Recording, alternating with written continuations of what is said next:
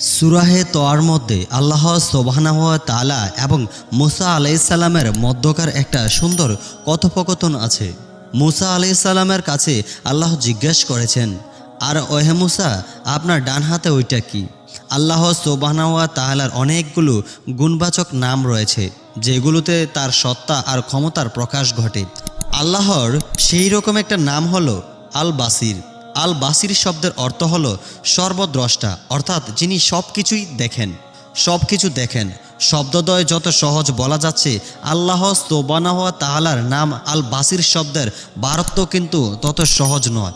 যা কিছু প্রকাশিত তা তিনি দেখেন এবং যা কিছু অপ্রকাশিত তাও তিনি দেখতে পান। গোটা সৃষ্টি জগতে এমন একটা বিন্দু, এমন একটা ক্ষুদ্র বস্তুকণাও নেই যা তার দৃষ্টির অন্তরালে।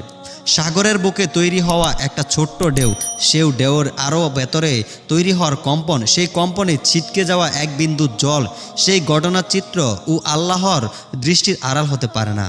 গভীর সাগরতলে যেই ক্ষুদ্র নুড়িকণা, সেই নুড়িকণার নিচে তার চেয়েও ক্ষুদ্র যেই প্রাণী, সেই প্রাণীর গায়ে থাকা তার চেয়েও ক্ষুদ্র বালিকণা, সেটাও আল্লাহ সুবহানাহু ওয়া তাআলা দেখেন। গণগহীন অরণ্য, যেখানে আজতক কোনো মানুষের পদচিহ্ন পড়েনি। গাছেদের ডালপালার ঘনত্বকে ফুঁড়ে যেখানে পৌঁছাতে পারে না সূর্যের প্রখর রোশনি, প্রকাশ্য দিবালোকে অন্ধকারে ডুবে থাকা সেই জঙ্গলের একেবারে অবহেলিত কোণে বেড়ে ওঠা একটা ছোট্ট আগাছা, যার ডগায় আছে নতুন একটা কুঁড়ি বের হয়েছে। যে কুঁড়ির সন্ধান হয়তো কোনোদিন কোনো মৌমাছিও পাবে না, যে কুঁড়ি থেকে প্রস্ফুটিত ফুলে কোনোদিন বসবে না কোনো প্রজাতিও, সেই অজানা অবহেলিত ফুলও আল্লাহর দৃষ্টির অন্তরালে নেই।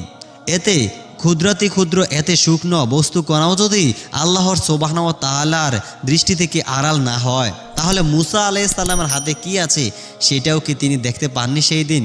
যদি দেখতেই পাবেন তাহলে জিজ্ঞেস করলেন কেন? মূসা, আপনার হাতে ওটা কি?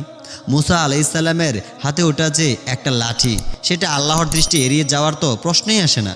কিন্তু তবুও বাড়তি করে আল্লাহ সুবহানাহু ওয়া তাআলা কেন মূসা আলাইহিস সালামের কাছে জানতে চেয়েছিলেন? তাফসিরে এর একটা ব্যাখ্যা এসেছে।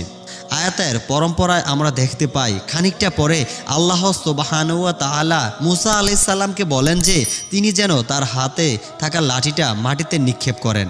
মূসা আলাইহিস সালাম লাঠি মাটিতে নিক্ষেপ করার সাথে সাথে সেটা এক বিশালাকার সাপে পরিণত হয়, যা ফুসফুস করতে থাকে। এটা ছিল মূসা আলাইহিস সালামকে দেওয়া আল্লাহ সুবহানাহু ওয়া তাআলার একটা মুজিজা। এবং এই মুজিজা প্রদানের আগে কিংবা লাঠিটাকে সাপে পরিণত করে দেখানোর আগে আল্লাহ সুবহানাহু ওয়া তাআলা মূসা আলাইহিস সালামের স্বীয় জবান থেকে সাক্ষ্য নিয়ে রাখলেন যে ওটা আসলে লাঠিই ছিল। আল্লাহ সুবহানাহু ওয়া তাআলা যদি মূসা আলাইহিস সালামের কাছ থেকে এই স্বীকারোক্তি নেওয়া ছাড়াই লাঠিটাকে সাপে পরিণত করে দেখাতেন, তাহলে মূসা আলাইহিস সালাম এইরকম ভাবতে পারতেন যে আমি যেহেতু রাতের বেলা তুর পাহাড়ে এসেছি, অন্ধকারে ভুল করে লাঠির বদলে সম্ভবত এই সাপটাকেই ধরে নিয়ে এসেছি না বুঝে। এটুকু সন্দেহ যাতে মূসা আলাইহিস সালামের মনে উদ্রেক না হয়, সেই জন্য আল্লাহ সুবহানাহু ওয়া তাআলা মুজিজা প্রদানের আগে মূসা আলাইহিস সালামকে আরেকবার দেখিয়ে দিলেন হাতের ওটা আসলে কি জিনিস। অর্থাৎ, হে মূসা, ভালো করে দেখে নিন আপনার হাতে থাকা বস্তুটা কি। মূসা আলাইহিস সালাম যখন লাঠিটার দিকে আরেকবার তাকিয়ে সাক্ষ্য দিলেন যে এটা তার হাতের লাঠি, তারপর আল্লাহ সুবহানাহু ওয়া তাআলা সেইটাকে মাটিতে নিক্ষেপ করতে বলেন।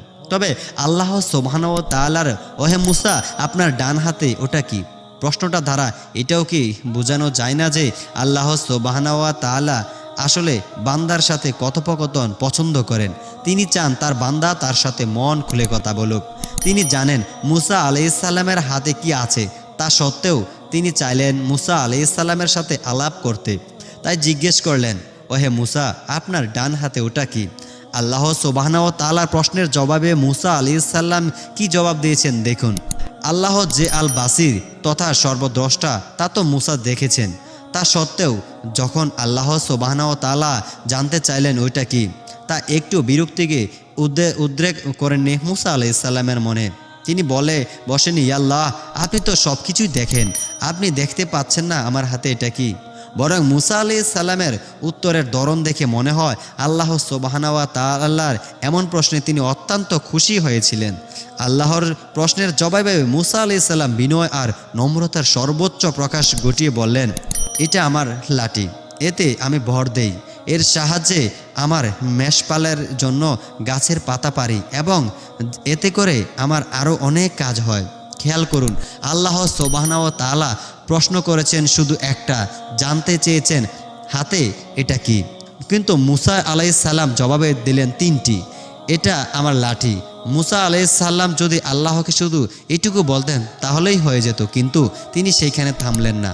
একটা প্রশ্নের জবাবকে তিনি তিনটা উত্তরে সাজিয়ে বলেছেন, এতে আমি ভর দেই, এতে করে আমার মেষপালের জন্য গাছের পাতাও পারা হয় এবং এতে করে আমার আরও কাজ হয়। বর দেওয়া আর মেষপালের জন্য গাছের পাতা পাড়ার বাইরেও লাঠিটা দিয়ে নিজের আরও কিছু কাজ তিনি করেন। তবে সেই কাজগুলো বর দেওয়া আর গাছের পাতা পাড়ার মতো নিয়মিত কোনো কাজ নয়, সেগুলো খুবই অনুল্লেখযোগ্য। যেহেতু সেই কাজগুলো খুব কদাচিৎ করা হয়, সেইগুলোর কথা আল্লাহকে না বললেও চলে। তিনি কথা বলেছেন বিশ্বজাহানের প্রতিপালকের সাথে, এমন সৌভাগ্য লগ্নে জীবনের সকল খুঁটিনাটি মনে পড়বে তা তো নয়। কিন্তু মনে পড়ছে না বলে কি আল্লাহকে সেটা জানাবেন না? না, মুসা আলাইহিস সালাম সুযোগটা ছাড়তে রাজি নন।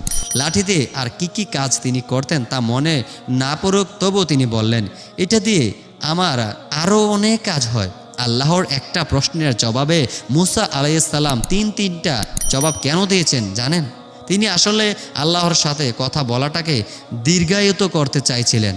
মহামহিম আল্লাহ বিশ্বজাহানের অধিপতির সাথে কথা বলার সুযোগ কি এত সোজা কথা? তাই মুসা আলাইহিস সালাম কথা বাড়িয়েছেন যাতে আলাপটাকে দীর্ঘ করা যায়, প্রলম্বিত করা যায়। আপনার প্রয়োজনের কথা, জীবনের যা কিছু আপনার খুব দরকার তা ইতিমধ্যেই আল্লাহ সুবহানাহু ওয়া তাআলা জানেন। যা কিছু আপনাকে কুরে কুরে খাচ্ছে, যে বাধা আপনাকে সামনে অগ্রসর হতে দিচ্ছে না, যে ভয় আপনার বিকাশের অন্তরায় হয়ে দাঁড়িয়েছে, এইসবের কোনো কিছুর আল্লাহর সুবহানাহু ওয়া তাআলার কাছে অজানা নয়। কিন্তু তবুও তিনি আপনার মুখ থেকে সেইগুলো শুনতে পছন্দ করেন। যেমনিভাবে মুসা আলাইহিস সালামের কাছ থেকে তিনি শুনতে পছন্দ করেছেন সেই লাঠির কথা। আপনার প্রয়োজন আল্লাহকে জানান, ঠিক যেইভাবে মুসা আলাইহিস সালাম কথা বলেছেন আল্লাহর সাথে বিনয় ধরে রেখে, আশার ফোয়ারা ছুটিয়ে ভরসার পারদ উঁচু করে মন দিল খুলে আল্লাহর সাথে কথা বলুন। আপনার যা কিছু দরকার, যা কিছু আপনার পছন্দ, আল্লাহর সাথে কথা বলাটা হয়ে উঠুক আপনার দৈনিক রুটিনের একটা অংশ। এই অভ্যাসটা ঠিক সেই রকম নিয়মিত হয়ে যাক যেই রকম নিয়মিতভাবে বাতাস থেকে আপনি অক্সিজেন গ্রহণ করেন। আপনি তার সাথে কথা বলছেন, এই দৃশ্যটা আপনার রব খুব পছন্দ করেন।